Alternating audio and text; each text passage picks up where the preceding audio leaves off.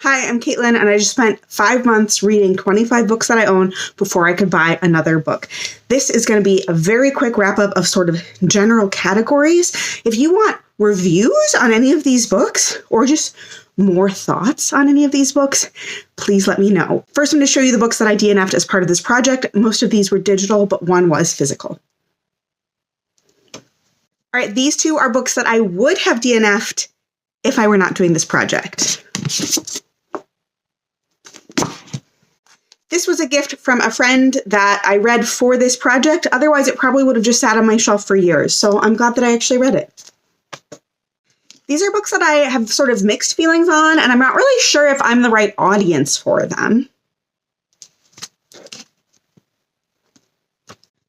I also don't know if I am the target audience for this book. I listened to the audiobook and really enjoyed it that way. These are two books that I generally have mixed feelings about, and for different reasons, but I'm glad I finally read them for this project. This is a series I would have enjoyed more if I read it when I first heard about it, but I still enjoyed it overall.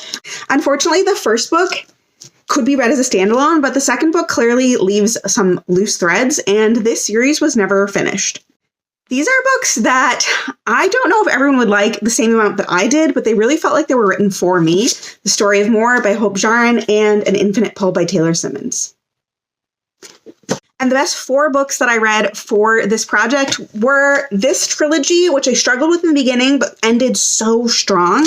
And of course, the Emily Henry book that I lent to my sister years ago, but I'm still counting it. I listened on audio. Thanks, library. Let me know down below if you want to see my thoughts on any of these in more detail.